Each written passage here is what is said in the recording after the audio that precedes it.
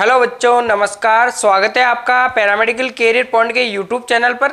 जैसा आपको पता है, आरपीएमसी राजस्थान पैरामेडिकल काउंसिल में एडमिशन सेशन 2022-23 की प्रक्रिया स्टार्ट है। काउंसलिंग के फॉर्म वगैरह भरे जा चुके हैं। अब देखिए, जैसे ही आपको कॉलेज का अलॉटमेंट होता है उसमें आप रिपोर्टिंग करवाते हैं, और मान लीजिए आपने जिस कॉलेज में रिपोर्टिंग करवाई है या आपको जो कॉलेज मिला है वो आपका मनपसंद का कॉलेज नहीं है, आप कॉलेज को फिर से चेंज करना चाहते हैं और आपने कॉलेज में रिपोर्टिंग भी ही करवा दी, तो इसके लिए आपके पास एक ऑप्शन देखने को मिलेगा। आपको एक ऑप्शन दिया जाएगा और एक मौका दिया जाएगा।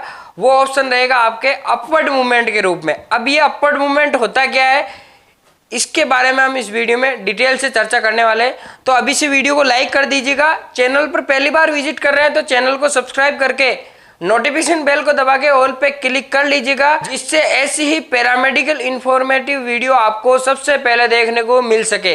तो चलिए अब वीडियो स्टार्ट करते हैं।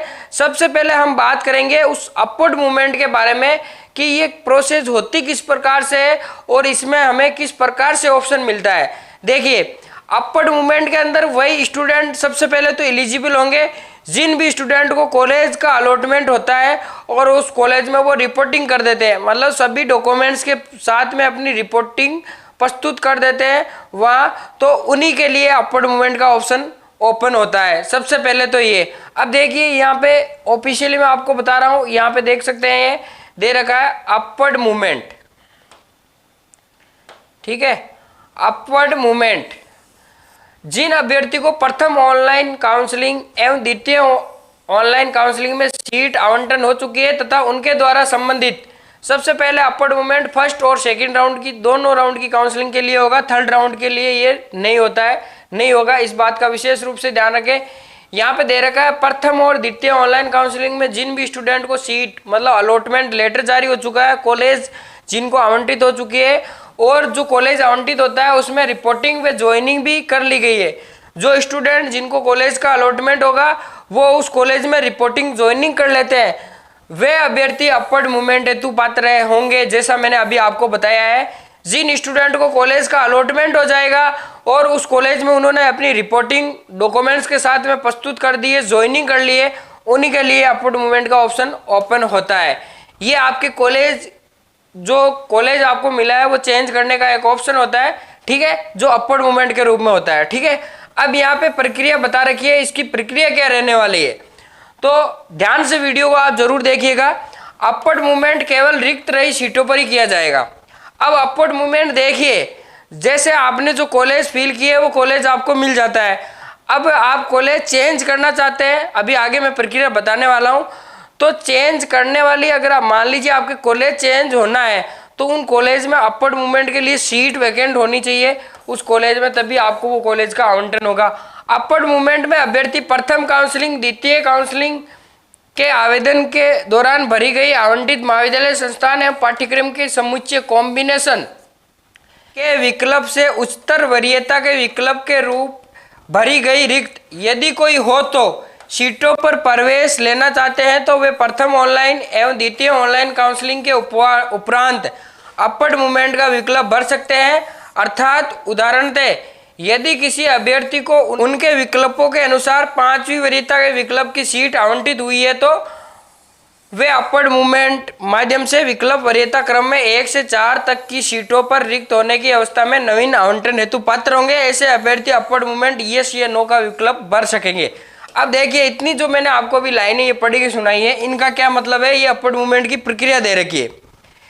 अब मैं आपको सबसे पहले उदाहरण के तौर पे ही समझा देता हूँ, जैसा इसमें दे भी रखा है उसी के बेस पे हम बात कर लेते हैं।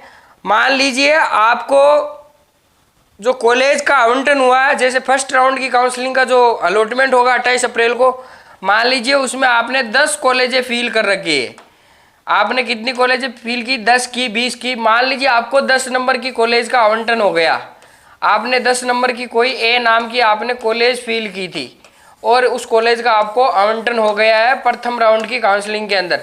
देखिए, मैं यहाँ पे आपको क्या बता रहा हूँ, अपवर्ड मूवमेंट के लिए उदाहरण बता रहा हूँ कि अपवर्ड मूवमेंट की प्रक्रिया क्या रहेगी, उसमें आपको कॉलेज का आवंटन किस प्रकार से होगा।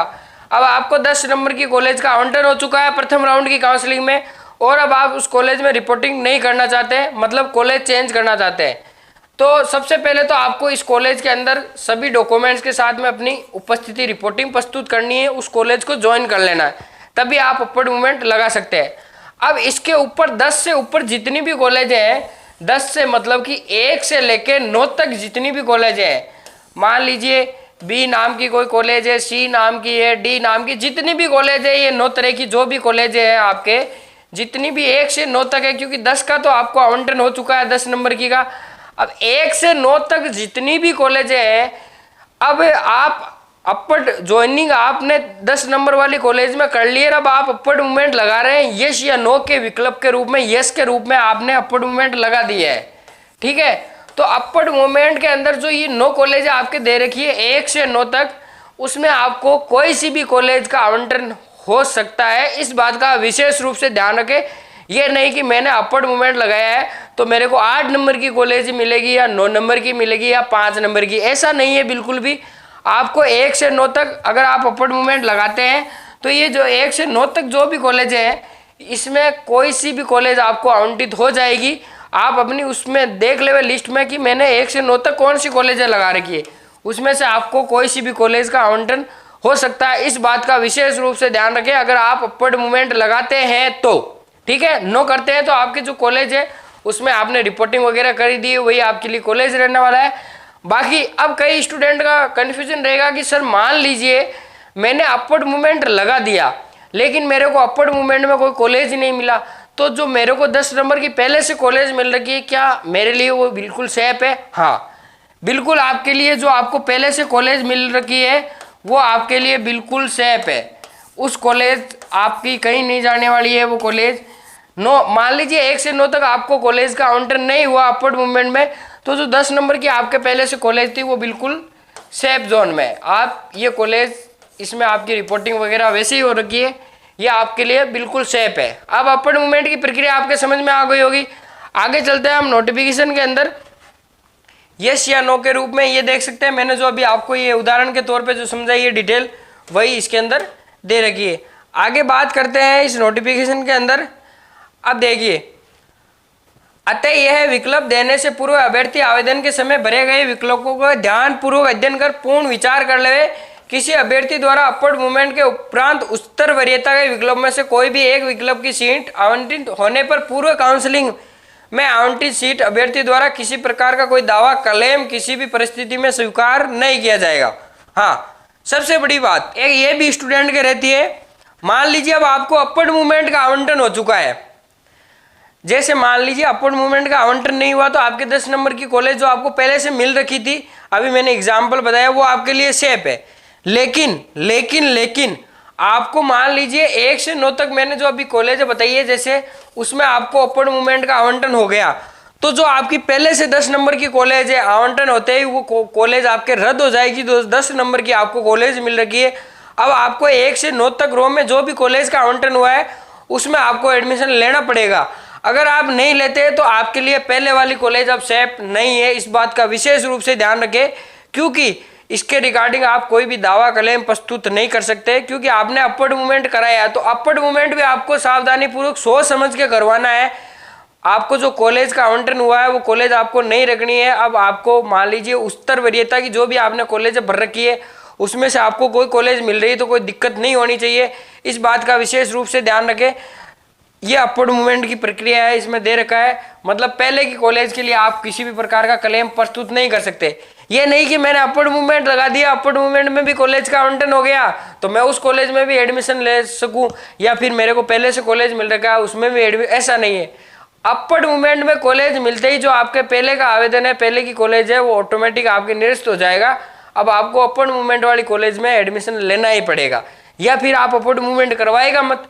इसलिए सोच विचार कर ले, ये यहाँ पे क्लियर दे रखा है। आगे देखिए, अपवर्ड मूवमेंट होने की अवस्था में अभ्यर्थी को पूर्व काउंसलिंग में आवंटित महाविद्यालय संस्थान पाठ्यक्रम के समुच्चय के विकल्प की सीट का आवंटन स्वतः ही रद्द हो जाएगा। जैसे मैंने आपको बता दिया है, अपवर्ड मूवमेंट में कॉलेज का आवंटन होते ही जो पहले की सीट का जो आवंटन हो रखा है वो स्वतः रहित हो जाएगा और उन्हें उच्चतर वरीयता के महाविद्यालय संस्थान पाठ्यक्रम के समुच्चय का विकल्प आवंटित हो जाएगा।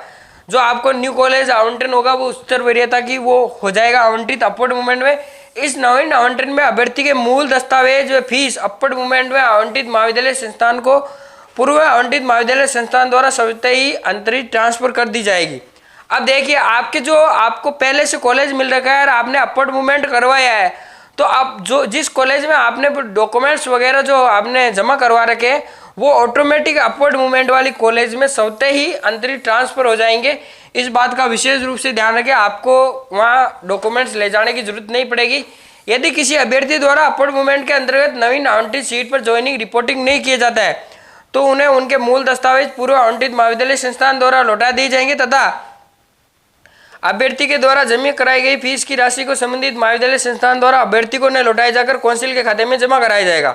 अब देखिए, विशेष रूप से सुनिए, मान लीजिए आपको अपवर्ड मूवमेंट का कॉलेज का आवंटन हो गया और जो आप उस नवीन जो आपको अपवर्ड मूवमेंट में कॉलेज का आवंटन हुआ उसमें आप एडमिशन नहीं लेना चाहते हैं, तो सबसे बड़ी बात है आपके लिए, आपके डॉक्यूमेंट्स तो आपको कॉलेज द्वारा लौटा दी जाएंगे जो पहले की आपके कॉलेज है, क्योंकि अब वो निरस्त हो चुकी है और आपने अपवर्ड मूवमेंट करवा लिया और अपवर्ड मूवमेंट में न्यू कॉलेज का आवंटन हुआ है, लेकिन आप उस कॉलेज में नहीं जाना चाहते हैं, तो आपके डॉक्यूमेंट्स तो आपको लौटा दिए जाएंगे, लेकिन जो आपने फीस जमा करवा रखी है वो फीस आपको नहीं लौटाई जाएगी। इस बात का विशेष रूप से ध्यान रखें, वो कौंसिल के खाते में जमा कराई जाएगी फीस।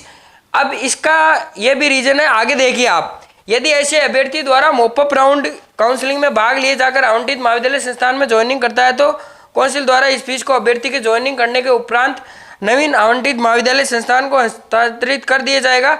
अगर तृतीय काउंसलिंग में आवंटित महाविद्यालय संस्थान में भी ज्वाइनिंग नहीं करता है तो ऐसे अभ्यर्थी द्वारा जमा कराई गई फीस नॉन रिफंडेबल है। इस बात का विशेष रूप से ध्यान रखें।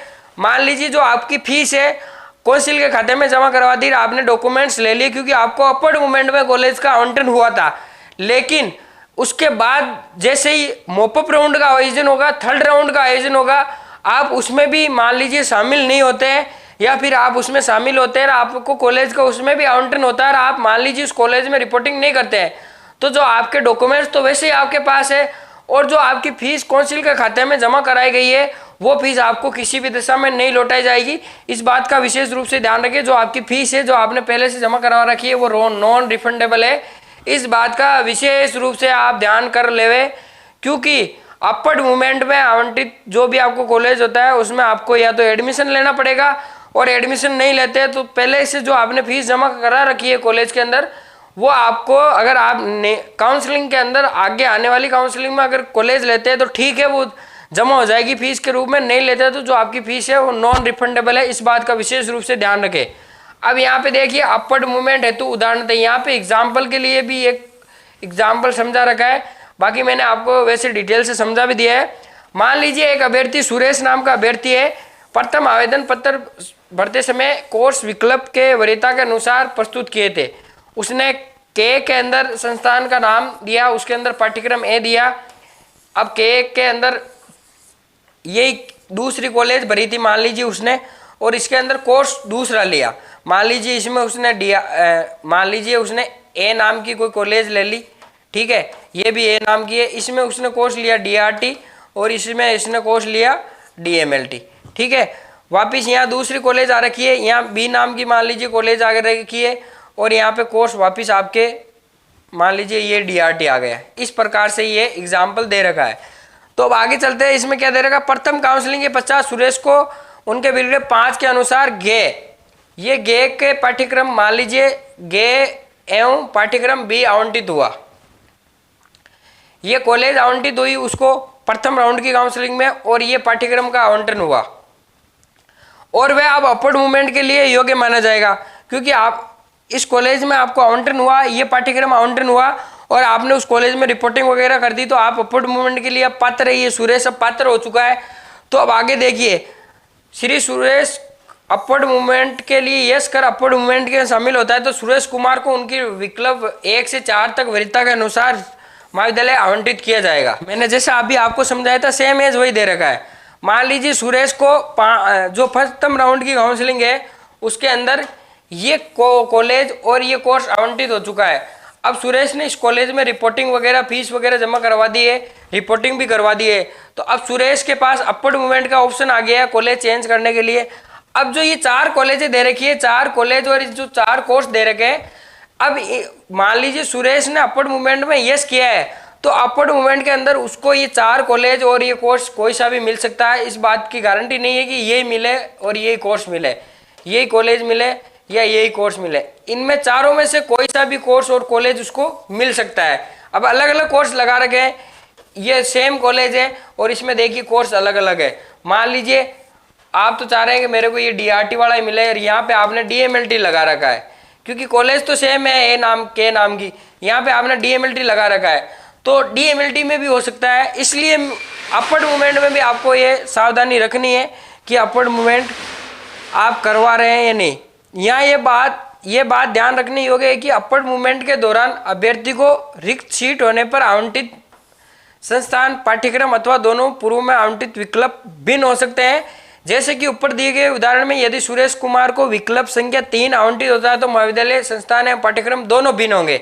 यदि विकल्प संख्या 4 आवंटित होता है तो केवल पाठ्यक्रम भिन्न होगा, और यदि विकल्प संख्या 2 आवंटित होता है तो केवल महाविद्यालय, संस्थान भिन्न होगा। यहाँ पे देख सकते हैं, यहाँ पे दे भी रखा है क्लियर, ये मैंने आपको एग्जाम्पल के तौर पे समझा दिया है। बाकी यहाँ पे एक चीज और दे रखी है, मान लीजिए जितनी भी राउंड की काउंसलिंग होती है और मान लीजिए किसी भी कोर्स के अंदर 20 से कम अभ्यर्थी एडमिशन होते हैं, तीनों राउंडों की काउंसलिंग के बाद भी अगर उस कोर्स में 20 से कम स्टूडेंट अगर एडमिशन होता है तो इस पाठ्यक्रम विशेष में उस पाठ्यक्रम में स्टूडेंट को प्रवेश नहीं दिया जाएगा, और ऐसे अभ्यर्थी को अन्य उपलब्ध पाठ्यक्रमों की तत्सम उपलब्ध रिक्त सीटों का विवरण उपलब्ध कराया जाकर इन सीटों पर प्रवेश के लिए महाविद्यालय, संस्थान एवं पाठ्यक्रम के समुच्चय विकल्प पत्र प्राप्त किए जाएंगे, जिन पर अंकों की वरीयता के अनुसार कॉलेज पाठ्यक्रम आवंटित किया जाएगा। यदि ऐसे अभ्यर्थी किसी भी पाठ्यक्रम में प्रवेश, तो उन्हें फीस की राशि का संपूर्ण प्रदाय संबंधित संस्थान महाविद्यालय द्वारा कर दिया जाएगा।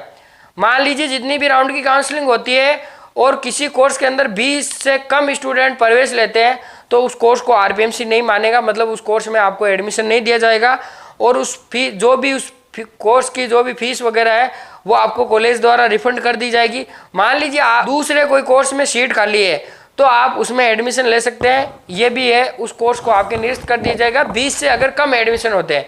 बाकी हालांकि ऐसा होगा नहीं, लगभग सभी में एडमिशन हो जाएंगी कोर्सों के अंदर। और अपवर्ड मूवमेंट का मैंने आपको डिटेल से मतलब समझा दिया है, तो अपवर्ड मूवमेंट भी आपके लिए एक सोचने लायक चीज होगी कि आपको अपवर्ड मूवमेंट करवाना है नहीं। और अपवर्ड मूवमेंट के लिए वही स्टूडेंट पात्र होंगे जिन्होंने जो आपको कॉलेज का आवंटन हुआ है उसमें आपने रिपोर्टिंग प्रस्तुत कर दी है, ज्वाइनिंग कर ली है डॉक्यूमेंट्स के साथ में, तभी आप अपवर्ड मूवमेंट के लिए एलिजिबल होंगे। तो ये आपके अपवर्ड मूवमेंट की बात होगी। अब हम जल्दी आपके लिए लाइव सेशन करेंगे, उसके अंदर जो आपका फिजिकल फिटनेस सर्टिफिकेट है वो किस प्रकार से बनवाना है उसके हम डिटेल से बात कर लेंगे। बाकी जो अपवर्ड मूवमेंट का प्रथम और सेकंड राउंड की काउंसलिंग के लिए होने वाला है तो सेम एज प्रोसेस रहने वाली है। चैनल पर इसी प्रकार से बने रहे।